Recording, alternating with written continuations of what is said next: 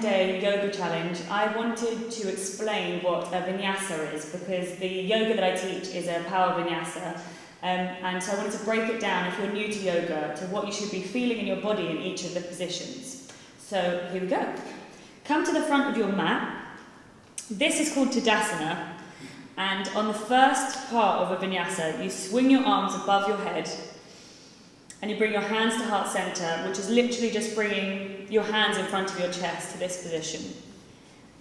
You keep with the breath, as I'll be explaining this as I go, so keeping with the breath. So you normally inhale and exhale into forward fold. Now forward fold is just leaning down over the legs. You can either keep your legs straight if this feels comfortable, or if that feels too much, just bending your knees, completely relaxing your head and neck, but have your knees bent. It shouldn't feel like a stretch at this point. It should just feel like an opening at the back of your legs. So don't put too much force into it. Everybody is completely different, so there's not a right way to feel or look in this position. And then you come into a halfway lift, which is trying to get a completely flat spine. So in this position, you can either bring your hands to the front of your legs, if this feels like what's needed for a flat back, or you can keep your hands on the floor. But again, it's not a right way or a wrong way, it's just literally what feels good within your body. So listen to your body as you go through your own sequence. From the flat back, we come back into a forward fold, and we're going to step back into a high plank. Now a high plank is this position, and your hands are planted in the floor, both feet are pushing down into the floor, and it's a straight line all the way up, so all of the joints are straightened here. And you want to engage through your stomach, and you definitely don't want to be arching your back here because you need to protect your lower spine. So keeping a straight line from the top of your head all the way down to your heels.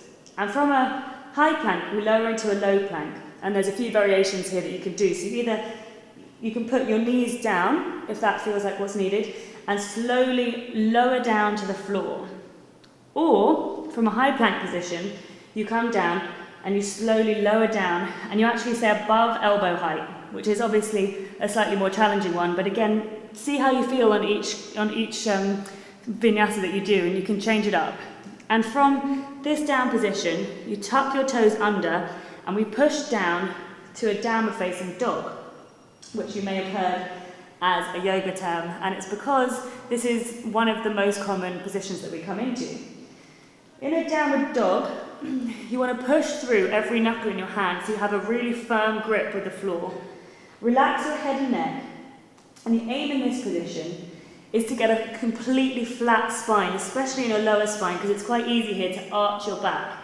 And you often do that when you're pushing further than your body is actually ready to go.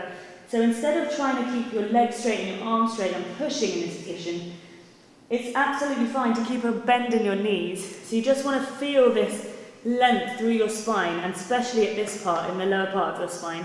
So wherever feels good for your body, keeping your knees bent. And if you notice there, my back's straight.